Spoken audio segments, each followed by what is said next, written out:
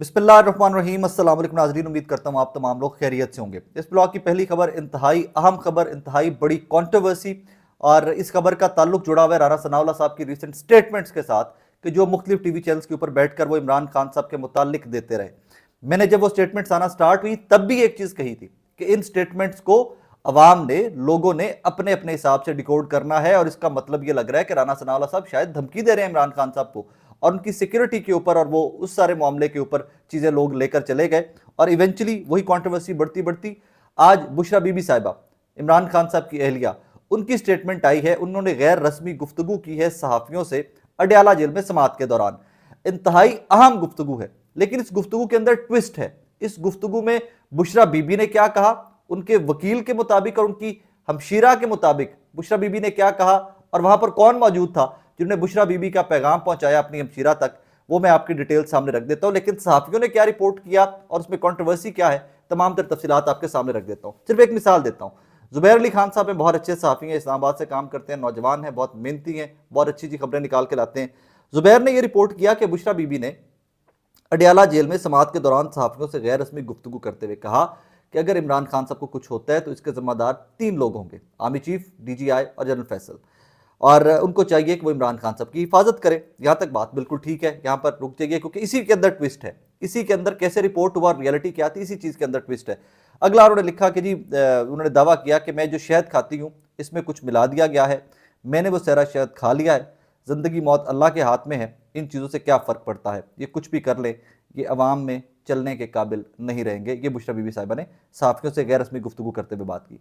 अब ये स्टेटमेंट चल गई, ये बहुत पावरफुल स्टेटमेंट थी, डायरेक्ट आप नाम ले रही हैं। उसके बाद, इसके बाद, इस सारी कंट्रोवर्सी के बाद मिशाल यूसुफजई साहिबा, जो बुशरा बीबी साहिबा की तर्जुमान भी हैं, उनकी स्टेटमेंट आती है। वो कहती हैं बुशरा इमरान खान साहिबा की बात को गलत तरीके से बयान किया जा रहा है। उन्होंने कहा कि राना सनाउल्लाह की बातों से जाहिर होता है कि खान साहब की जान को खतरा है, और वो गुजारिश करती हैं कि जनरल आसिम, जनरल नदीम अंजुम और जनरल फैसल नसीर से कि वो खान साहब की सिक्योरिटी को यकीनी बनाएं, क्योंकि अगर कुछ भी हुआ तो ये जिम्मेदार होंगे। अब वो जिम्मेदार कैसे होंगे, उसका जवाब भी इसी स्टेटमेंट के अंदर है। साफियों ने पूछा कि आप इन लोगों पर इल्ज़ाम लगा रही हैं। इस पर बुशरा बीबी साहिबा ने साफ कहा, मैं इल्ज़ाम नहीं लगा रही, बल्कि यह कह रही हूं कि जिस किसी ने भी खान साहब के खिलाफ प्लान करने किया है उनको नुकसान पहुंचाने का, वो उनको नुकसान पहुंचाने के बाद खुदा न खास्ता इल्ज़ाम इन तीनों पर लगा देगा, आर्मी चीफ के ऊपर, DGI के ऊपर और जनरल फैसल नसीर के ऊपर। लिहाजा इन तीनों की जिम्मेदारी बनती है कि इमरान खान साहब को सिक्योर किया जाए, उनकी हिफाजत की जिम्मेदारी इनकी बनती है। इसी तरह की स्टेटमेंट जो मेरे नज़दीक सबसे पावरफुल या सबसे रेलेवेंट स्टेटमेंट थी, वो बनती है मरियम रियाज वट्टू साहिबा की, बुशरा बीबी की। अब बुशरा बीबी साहिबा ने जब, मरियम साहिबा ने जब ये इंफॉर्मेशन आवाम के सामने रखी, लोग एक्सेप्ट करें ना करें, लेकिन मेरे नज़दीक सबसे मोतबर इंफॉर्मेशन वो है जो फैमिली की जानिब से आएगी। उसमें भी उन्होंने यही लिखा कि बुशरा इमरान खान की बात को गलत तरीके से बयान किया गया, और वो बाकी सारा कंटेंट वही है जो मिशाल साहिबा ने किया। वो पता चला जनाब, मुझे बताया गया कि मरियम साहिबा तक की इंफॉर्मेशन जो नीस है इनकी, वो वहाँ पर मौजूद थी समात के दौरान। सो ये उनके थ्रू पैगाम भिजवाया गया है बुशरा बीबी का मरियम रियाज भट्टू साहिबा को, ताकि इसको ट्विस्ट ना किया जा सके। जो इन्फॉर्मेशन आ रही है आवाम तक, वो किसी भी तरह से उस इंफॉर्मेशन को ट्विस्ट ना किया जाए, उसका एंगल चेंज ना कर दिया जाए। लिहाजा उन्होंने ये तमाम तर चीज़ें जो थी ये अवाम के सामने रखी। बहरहाल दोनों बयान मैंने आपके सामने रख दिए कि कंट्रोवर्सी है कहाँ पे थी। बाकी अल्लाह पाक सबको महफूज रखे, इमरान खान साहब को, बुशरा बीबी को, सबको महफूज रखे इस मुल्क के अंदर। अगली एक और खबर, ये कंट्रोवर्सी बनी हुई थी। मरियम नवाज साहिबा, एक सब इंस्पेक्टर से आज उनकी मुलाकात हुई है, यासिर साहब से। यासिर साहब ये वही सब इंस्पेक्टर हैं कि जिन्होंने लाहौर के एक MPA मलिक वहीद साहब, मल्टीपल टाइम्स MPA रह चुके हैं PMLN के, अब भी MP हैं, मलिक वहीद साहब की गाड़ी रोकी थी। गाड़ी के काले शीशे थे, और उसके ऊपर मलिक वहीद साहब बड़े आग बगोला हो गए। उन्होंने बड़ा गुस्सा किया कि आपने मेरी गाड़ी रोकी है, मेरे हल्के के अंदर आपने मुझे बेइज्जत करने की कोशिश की। मैंने तब भी एक चीज़ सामने रखी थी सबके, मैंने कहा जी, अगर तो गैर कानूनी तौर के ऊपर गाड़ी रोकी गई है तो पुलिस को कोई हक नहीं कि किसी को भी जाते रोक लें, पुलिस के पास ये इख्तियार नहीं होता। नंबर 2, अब चीज़ क्लियर हो रही है कि गाड़ी के शीशे काले थे और पुलिस वाले कहते हैं कि जी हमें गाड़ी मशकूक लगी, हमने इसलिए गाड़ी रोक कर चेकिंग की। उसके ऊपर मलिक साहब बड़े सीखपा हुए, मलिक वहीद साहब। उसके बाद इनका ट्रांसफ़र भी करवा दिया गया यासिर साहब का। अब वो जब ट्रांसफ़र भी हो गया तो उसके बाद ये नेशनल मीडिया का इशू भी बना। तो आज चीफ मिनिस्टर पंजाब मरियम नवाज साहिबा जो हैं, उन्होंने यासिर साहब को और कमियाना साहब को अपने ऑफिस में बुलाया, यासिर साहब से मुलाकात की और इजहार नदामत किया। बार बार उनको बोलती रही, हम सॉरी, मुझे शर्मिंदगी है कि आपके साथ जो हुआ है, आपने आइंदा भी बहादुरी के साथ काम करना है, आपने डरना नहीं है, किसी के साथ गलत नहीं करना, लेकिन आपने बहादुरी से काम करना है। कोई एमपी के हो, कोई मिनिस्टर हो या कोई चीफ मिनिस्टर भी हो, अगर वो गलत है तो आपने उसकी गाड़ी चेक करनी है। At the same time Mariam Sahiba ने उसी वीडियो के अंदर बताया कि जनाबे वाला मैंने एमपीए साहब को शो को नोटिस जारी कर दिया है कि जनाबे वाला आप बताएं कि ये जो ड्रामा हुआ है इसमें क्या था, आपके पास क्या वजह है जो आपने बदतमीजी की और ट्रांसफर करवाया and everything. Eight the same time उन्होंने एक और चीज भी रखी, उन्होंने कहा जी इसी एमपीए को अगर कोई प्रॉब्लम था तो इनको मेरे पास आना चाहिए था, और अगर पुलिस को प्रॉब्लम हो तो उनको भी मेरे पास आना चाहिए, बिकॉज मैं चीफ एग्जीक्यूटिव हूं, मैं चीफ मिनिस्टर पंजाब।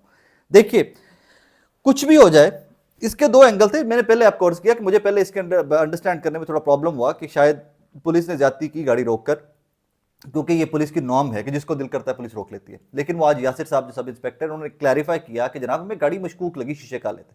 तो इसके ऊपर फिर राना मलिक वहीद साहब जो हैं उनको बहुत ज़्यादा सीख पा नहीं होना चाहिए था। ये बहुत अच्छा प्रेसिडेंट सेट किया है चीफ मिनिस्टर पंजाब ने। आपसे, आपकी पार्टी के लोगों से आपसे गलती कोताही होती है, माफ़ी मांगो यार। सोशल मीडिया का दौर है, टीवी का दौर है, प्रेशर आता है, प्रेशर के अंडर आके माफ़ी मत मांगो। सिर्फ इसलिए माफ़ी मांगो कि कानून की बालादस्ती के लिए आप लोगों को इकट्ठे खड़े होना, दैट इज इट। लेकिन ये मरियम नवाज साहिबा का बहुत एहसन इकदाम था कि उसको बुलाया वहाँ पर, उससे अपोलोजाइज किया। लेकिन at the same time Mariam Nawaz Sahiba को दूसरा एंगल भी देखना चाहिए कि जो पुलिस वाले कहीं पर ज्यादती करते हैं तो पाकिस्तान के पंजाब के दो चीफ मिनिस्टर पंजाब, तो वो पंजाब के रिस्पॉन्सिबल हैं। जहाँ पर पंजाब के अंदर पंजाब पुलिस ज्यादतियाँ करती है, उन पंजाब की आवाम के साथ भी मरियम नवाज को वैसे ही खड़े होना चाहिए। पाकिस्तान तहरीक इंसाफ की औरतों के साथ, पाकिस्तान तहरीक इंसाफ के असीरान के साथ, पाकिस्तान तहरीक इंसाफ के कारकुनान के साथ जो आज भी हो रहा है, उसके साथ मरियम नवाज को वैसे खड़े होना चाहिए। कहानी क्या है? तो इसमें सारे मामले के अंदर अगर आप, इफ यू थिंक और if you want to portray that image that you care for people, आपको एहसास है लोगों का, तो फिर पंजाब पुलिस का नहीं, सबका एहसास कीजिए, सारे पंजाब का एहसास कीजिए, तब आप अपना इमेज बेहतर बनाने के अंदर कामयाब हो सकेंगे। आगे चलिए, रऊफ क्लासरा साहब बड़े सीनियर सहाफ़ी हैं, टैलेंट न्यूज़ एक न्यूज़ चैनल है। टैलेंट न्यूज़ और रऊफ क्लासरा साहब की पिछले कुछ दिनों से लड़ाई चल रही है, खुल खुला के लड़ाई चल रही है। बहुत देर पहले की बात है जब ये इन्फॉर्मेशन मुझे मिली, दो सहाफ़ियों के बारे में मिली थी कि दो सहाफ़ी जो ज़्यादा सैलरीज थी जिनकी टैलेंट न्यूज़ के अंदर, उनको इंतजामिया ने कहा जी कि हम अफोर्ड नहीं कर सकते बहुत ज़्यादा सैलरीज, अब हम चैनल बेचना चाहते हैं, लिहाजा आप मेहरबानी करें, आप कहीं और नौकरी ढूंढ लें। उसके बाद जो मुआहदा था रऊफ क्लासरा साहब का, रऊफ क्लासरा साहब ने उस मुआहदे के मुताबिक उनसे तनख्वाह मांगी, मेरी तनख्वाह दें, मेरे ड्यूज़ क्लियर करें और मैं चला जाता हूँ। उन्होंने कोई टाइम शेम मांगा, टाइम शेम मांगने के बाद वो टाइम के ऊपर नहीं ड्यूज़ पे कर सके। रऊफ क्लासरा साहब ने वो सोशल मीडिया पे सारा मामला लिख दिया और उन्होंने कहा जी मैं अदालती कार्रवाई करूँगा, मैं तो अदालत जाऊँगा कि मेरे पैसे देने इन्होंने एवरीथिंग। वो पैसे भी इवेंचुअली टैलेंट न्यूज़ ने दे दिए। उन्होंने वो देने के बाद जो मुआहदा था वो रऊफ क्लासरा साहब का लीक कर दिया, और लीक करने के बाद रऊफ क्लासरा साहब अब दोबारा एफआईए के पास जा रहे हैं कि उन्होंने मेरी पर्सनल इन्फॉर्मेशन, मेरा बैंक अकाउंट लीक किया है, जिससे मेरा और मेरी जान, मेरे बच्चों की जान को खतरा हो सकता है। ठीक है, फेयर इनफ, नहीं लीक करना चाहिए था। लेकिन इसमें दो ट्विस्ट हैं। एक तो लोग तनकीद कर रहे हैं बेचारे रऊफ क्लासरा साहब के ऊपर कि यार तुम, बहुत सारी चीज़ों के ऊपर मुझे इख्तलाफ है रऊफ क्लासरा साहब से, लेकिन जो फैक्ट है वो फैक्ट है, उसके ऊपर मैं उसमें दो नंबरी मैं नहीं कर सकता, कम अज़ कम मेरी इजाज़त ही नहीं, मुझे अपनी ज़ात इजाज़त नहीं देती कि मैं दो नंबरी करूँ कुछ रिपोर्ट करते हुए। रऊफ क्लासरा साहब की 5 मिलियन की करीब तनख्वाह कोर्ट होती है कि जितना पैसा किस चीज़ का ले रहे थे, इतना पैसा किस चीज़ का ले रहे थे। हजूर वाला ये पाकिस्तान की बात है। पाकिस्तान में चले 50 लाख बहुत अच्छी सैलरी है, लेकिन ये स्लॉट्स के हिसाब से सैलरी होती है। 8 बजे की स्लॉट, 10 बजे की स्लॉट के एंकर्स बहुत हाईली पेड होते हैं। 25, 30, 40 लाख रुपए तो, 20 लाख रुपए तो बहुत जूनियर एंकर्स जो इन स्लॉट्स तक पहुँच के हमें वो ले रहे हैं। और फिर ये रऊफ क्लासरा साहब तो बहुत पुराने एंकर हैं, तो इन एंकर्स की सैलरीज बहुत ज़्यादा होती हैं। अब 50 लाख रुपए मेरे देखने में सैलरी को बहुत ज़्यादा भी नहीं है। इसी मीडिया को आप इंटरनेशनली ज़रा कंपेयर कर लीजिए, यहाँ तक कि लोग 10-10, 15-15 मिलियन डॉलर सैलरीज हैं एंकर्स की, CNN, BBC की, गूगल कर लीजिए। 10-10 मिलियन तक सैलरीज हैं। जो जूनियर मोस्ट एंकर्स हैं ना, जो न्यूज़ कास्टर है, जो न्यूज़ रीडर है, मिलियन 2 मिलियन डॉलर्स तो उनकी सैलरीज होती हैं। तो पाकिस्तान में मिलियन को भी आप कन्वर्ट करेंगे 25-27 करोड़ रुपया बन जाएगा। सो ये कोई बहुत अन नहीं पड़ा हुआ था जो रऊफ क्लासरा साहब ने बेचारों ने अन डाला हुआ था। और सेकेंडली जब मालिकान इनको लेकर आते हैं ना बड़े एंकर्स को, चले हम तो बहुत छोटे लोग हैं, हम तो बहुत कीड़े मकोड़े हैं इंडस्ट्री के, जो बड़े एंकर्स को लेकर आते हैं, तो मुझे याद है एक न्यूज़ चैनल नया आ रहा था, उस न्यूज़ चैनल के आते बहुत जो पहले लोगों ने ज्वाइनिंग दी, 2-4 लोगों में, उनमें से मैं था। तो एक दिन वो साहब बैठे हुए मेरे पास कहीं पे ऑफिस में, हम लोग सारे टीम बैठी हुई थी 5-7 लोग। तो मुझे अभी तक याद है, थोड़ा आउटस्पोकन मैं तब से था। तो वो एंकर जो हैं उन्होंने, वो जो मालिक हैं उन्होंने उनकी टीम ने किसी बहुत सीनियर एंकर को अप्रोच किया। उस एंकर ने उस ज़माने में, कोई आज से 5-6 साल पुरानी बात है, उस एंकर ने उस ज़माने में कोई 35 लाख रुपया या 32 या 35 लाख रुपया के इस तरह के पैसे मांगे। तो पास उनके टीम के और लोग जो उनके बिजनेस दूसरे की टीम थी, उन्होंने कहा जी 32-35 लाख रुपए तो बहुत ज़्यादा पैसे हैं कि बहुत ज़्यादा पैसे मांग रहे हैं। तो आई स्टिल रिमेंबर दैट उन साहब ने कहा यार 32-35 लाख रुपया की गल है, वेखो एडा वड्डा एंकर ਜਿਹੜਾ ਸਾਰੀ हुकूमतां ਦੀ बैंड बजा के रखता है, मेरा मुलाजम होएगा, दे दो कोई गल नहीं, ले आओ बंदा। तो बंदा ऑन बोर्ड आ गया था। सो इस तरह के मामलात होते हैं कि मालिकान जो होते हैं ना, ये बड़े लोग जो अमीर लोग होते हैं, इनको बड़ी ख्वाहिश होती है कि जी असी वड्डे वड्डे एंकर साडे मुलाजम ने साडे थल्ले काम करते हैं। सो ये शिशकों के चक्कर में आके ना, तो ये they do stuff like that. Last story इस ब्लॉग की, आई एम हैप्पी कि उसका ड्रॉप सीन हुआ है एचसन कॉलेज वाली स्टोरी। एचसन कॉलेज वाली स्टोरी में बहुत प्रोपेगेंडा भी हुआ, बहुत सारे फैक्ट्स भी रिपोर्ट हुए, दोनों जानिब से उसमें बहुत बढ़ चढ़ कर रिटेलिएट भी किया गया। यहाँ तक कि अनफॉर्चुनेट है, मुझे समझ नहीं आती कि पीएमएलएन की जो मीडिया की टीम है ये कितनी वीकर है। मैं अज़मा बुखारी साहब को अज़मा आपा कहता हूँ, मतलब मेरा असम्बली आते जाते कभी कभी उनसे इंटरेक्शन होता रहा, तो मैं तो उनको उसी तरह इज्जत की निगाह से आज भी देखता हूँ।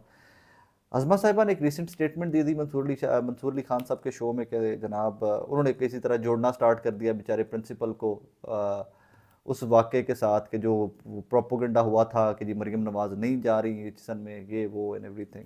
हालांकि इस वाक़े का लेना देना क्यों नहीं था इस चीज़ के साथ। ये बच्चों की फ़ीस वाला मामला 1-2 साल से चला आ रहा था, लेकिन ये खुद से लूज बॉल करवाते हैं नून लीग वाले, फिर लोग चीखें मारते हैं, फिर लोग क्लास लेते हैं, तो फिर ये आगे से कहते हैं कि देखें जी हमारे साथ ज्यादती हो रही है, हमारे साथ खिलाफ प्रोपोगंडा हो रहा है। आपको क्या जरूरत थी उसे जोड़ने की? वो मामला अलग से था, अगर हुआ भी था तो अलग से था, ये मामला अलग से था, ये पुराना चला आ रहा था। आपको क्या जरूरत थी मरियम नवाज साहबा वाले उस सारे सीन के साथ इसको जोड़ने की? बट जोड़ दिया। खैर आज सुबह पेरेंट्स ने एहतजाज किया दोपहर के टाइम गवर्नर हाउस के बाहर, बहुत पुलिस के चारों तरफ पुलिस के पहरे के अंदर एचिसोनियन जो हैं उनके पेरेंट्स ने एहतजाज किया, ख़वातीन हज़रात ने एहतजाज किया, मीडिया से बात की। और बड़ा अच्छा लगा मुझे कि उनका स्लोगन या उनका जो नारा था वो ये था कि say no to politics in college, कि सियासत नहीं होनी चाहिए स्कूल और कॉलेजेस के अंदर, इस तरह की सियासत के प्रिंसिपल के खिलाफ एंड प्रोपेगेंडा एंड एवरीथिंग। उसके बाद शाम को एक लेटर सर्फिस होता है चीमा साहब की जानिब। उससे पहले मैं एक और डेवलपमेंट बता दूँ, अकूबा जो ओल्ड एचिसोनियंस हैं जो उनकी एसोसिएशन है, उनकी जानिब से भी एक स्टेटमेंट आ गई थी कि उनका हंगामी इजलास हुआ मौजूदा सूरत हाल के ऊपर, और ये कवायद ज़वाबित की धज्जियाँ उड़ाएगी इस सारे गवर्नर वाले फैसले के अंदर, लिहाजा इसको वापस लिया जाए। उनकी तरफ से भी स्टेटमेंट आ गई इस किस्म की। उसके कुछ देर बाद मतीउल्लाह जान साहब बड़े सीनियर सहाफ़ी हैं, उनकी जानिब से एक लेटर ट्वीट होता है।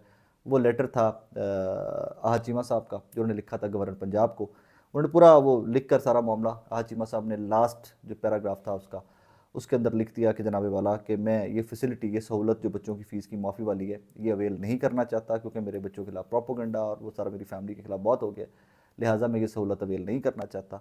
लेकिन एट द सेम टाइम उन्होंने गवर्नर साहब को अर्ज किया, उन्होंने गवर्नर साहब को इनकरेज किया कि जनाब वाला आप इस पॉलिसी से पीछे मत हटिएगा। मैं तो पीछे हट गया हूँ कि मेरे खिलाफ, मेरे बच्चों के खिलाफ प्रोपोगंडा बहुत हो गया, बट आपने इससे पीछे नहीं हटना। इवेंचुअली आई नो कि गवर्नर साहब को भी इससे पीछे हटना पड़ना है। गवर्नर साहब ने जितनी बदनामी अपनी जमात के लिए और अपने लिए सारे कियोस के अंदर कमा लिया ना, वैसे उनको घर चले जाना चाहिए। मतलब क्या किया यार आपने, 2 लोगों के लिए, एक फैमिली के लिए। आप मतलब इमेजिन कीजिए यार, कोई 3000 के करीब एजुकेशन में लोग पढ़ते हैं, बच्चे पढ़ते हैं, उन 3000 में से किसी का वालिदैन भी चले जाते, तो आप गवर्नर साहब यही करते क्या? नहीं करना यार, we know that for fact कि यदि चीमा साहब के बच्चे थे। अब anyways the good thing is किसका ड्रॉप इन हो गया। अब जो प्रिंसिपल है वो तो नहीं रुकने वाले, आई थिंक वो चले जाएंगे, उनको बहुत सारी रिजर्वेशन थी तो वो तो चले जाएंगे, बट ड्रामा जो था उसका ड्रॉप इन हो गया। अपना बहुत सारा ख्याल रखिएगा, तो याद रखिएगा। अल्लाह हाफिज़।